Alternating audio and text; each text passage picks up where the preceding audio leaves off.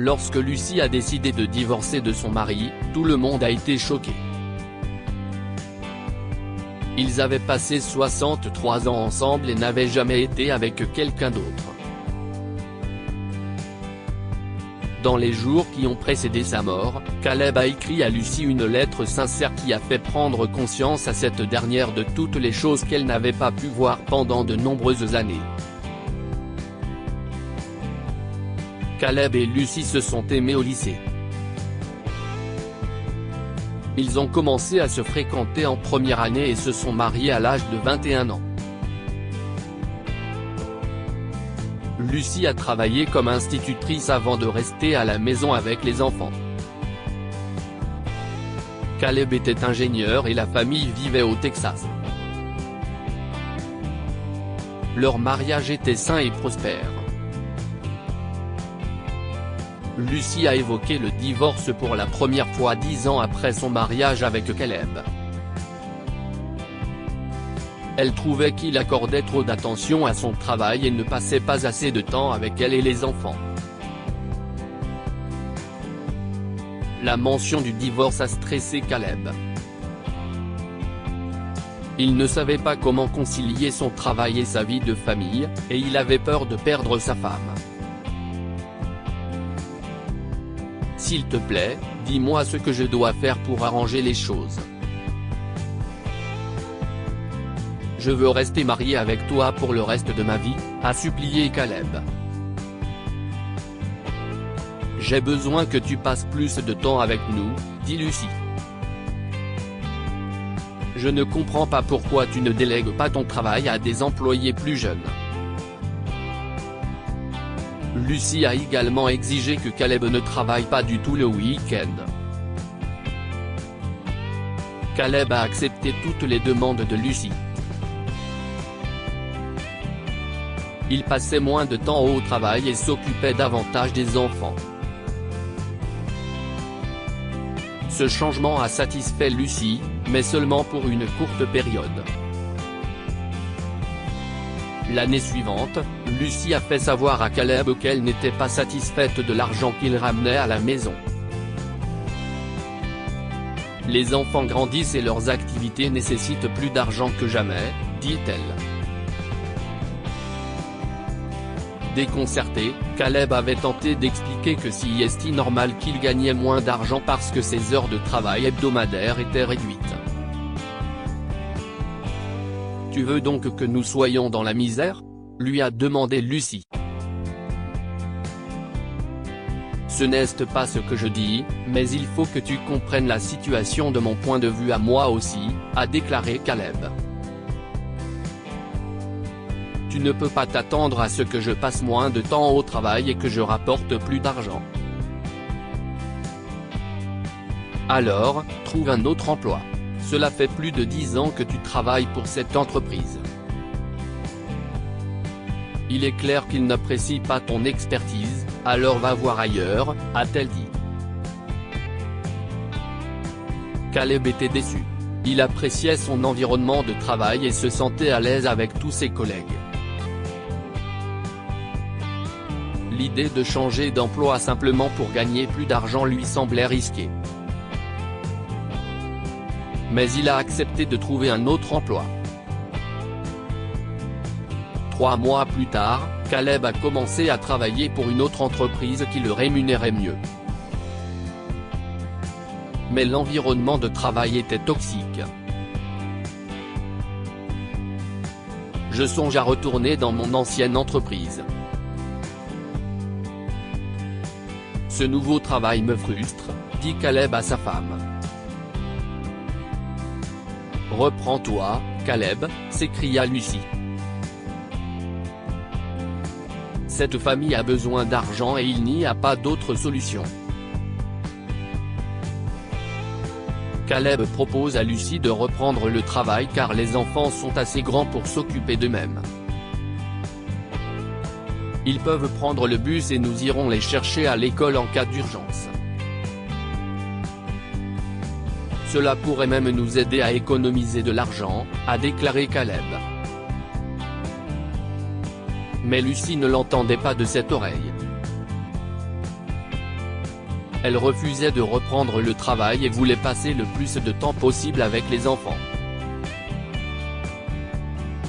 Ils penseront que nous les abandonnons pour de l'argent, a-t-elle soutenu. Ils méritent une enfance où au moins l'un des parents peut s'occuper d'eux. Estimant qu'il n'avait pas le choix, Caleb est donc resté dans son nouvel emploi. Il a développé des migraines à cause de l'environnement de travail hostile, mais n'a pas parlé à Lucie. Il ne voulait pas la stresser ou se disputer avec elle. Lucie s'est entêtée à ne pas reprendre le travail. 63 ans après le début de leur mariage, Caleb et Lucie ont choqué leur famille en décidant de consulter un avocat spécialisé dans les divorces. Pourquoi divorcer après un mariage aussi long et fructueux ? Demandèrent leurs amis. Ils ont essayé de les dissuader, mais ils sont restés sur leur décision. Lucie pensait qu'il n'y avait aucun moyen de sauver le mariage. Aucun d'entre eux ne pouvait donner une bonne raison pour le divorce, mais ils sont allés de l'avant et ont pris rendez-vous avec l'avocat spécialisé dans ce domaine. Dans son cabinet, Michael, l'avocat, leur a posé la même question que tous leurs enfants. Pourquoi divorcer après un si long mariage ? Leur a-t-il demandé. Une fois de plus, ils n'ont pas pu donner aucune bonne raison, mais ont insisté pour que Michael rédige les papiers du divorce. Après avoir signé les papiers, Michael leur a demandé s'ils voulaient organiser un dîner pour fêter leur divorce, puisqu'ils étaient tous les deux libres. Caleb et Lucie ont accepté à contre-cœur. Michael leur a alors promis de traiter rapidement les papiers du divorce. Plus tard dans la soirée, les nouveaux divorcés se sont retrouvés dans leur restaurant français préféré. Ils sont restés assis dans un silence gênant pendant la majeure partie de la soirée. Lorsque la serveuse s'est approchée d'eux pour prendre leur commande, Caleb lui a demandé s'il pouvait baisser un peu la lumière. « Ma femme n'aime pas les lumières trop vives », a expliqué Caleb. « Bien sûr, monsieur, vous êtes tous deux des habitués. Je serai heureuse de vous rendre service », a-t-elle répondu. « Chérie, tu prendras la salade comme d'habitude ?» demande Caleb à Lucie.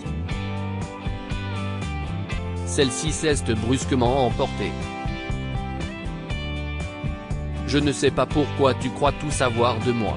Je déteste les endroits peu éclairés et surtout je déteste la salade », s'est-elle écriée. « Si est-il pour ça que je divorce, tu es égoïste et tu ne penses qu'à toi. » Elle s'est levée et a quitté le restaurant avant que Caleb ne puisse dire quoi que ce soit.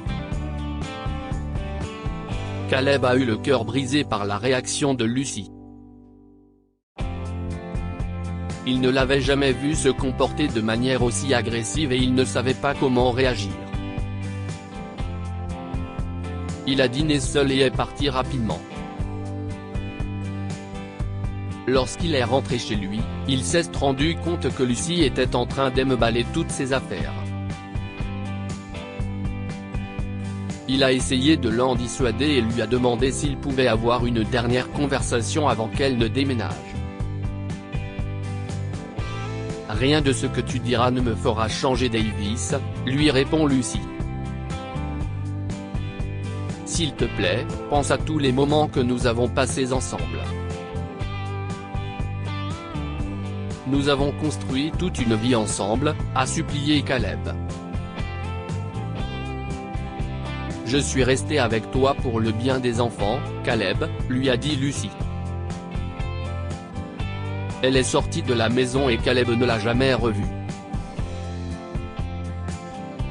Plus tard dans la nuit, Caleb a appelé Lucie pour s'excuser de ne pas s'être rendu compte qu'elle n'était pas heureuse.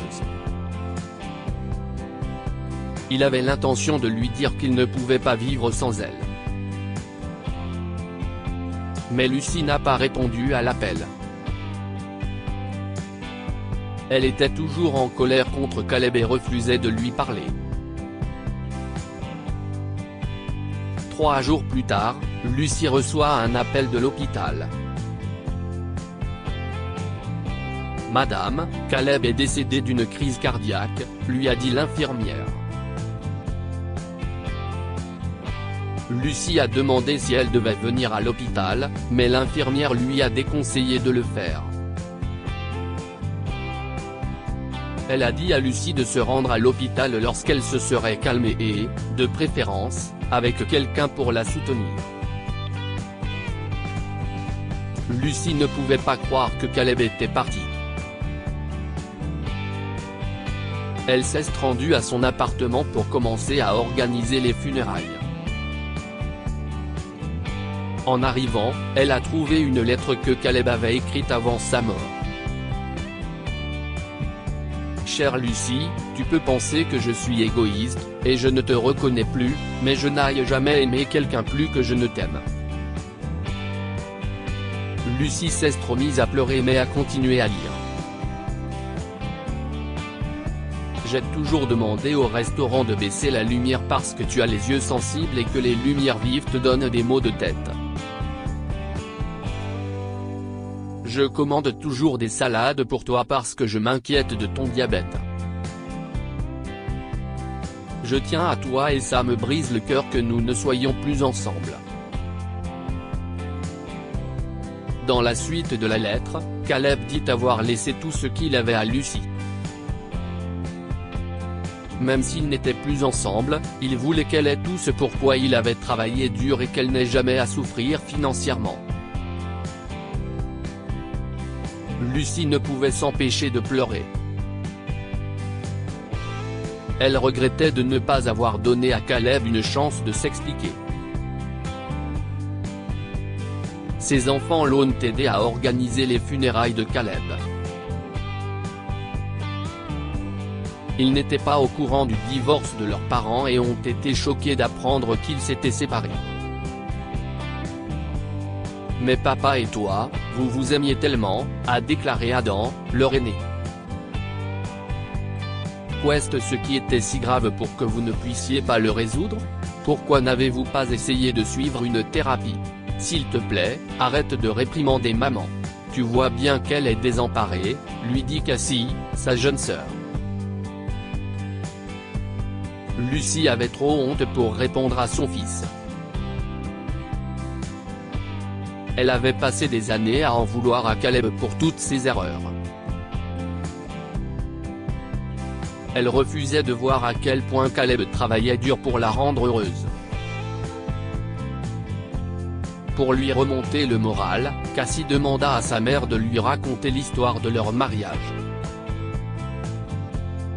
Lucie sourit un peu en repensant à ce jour.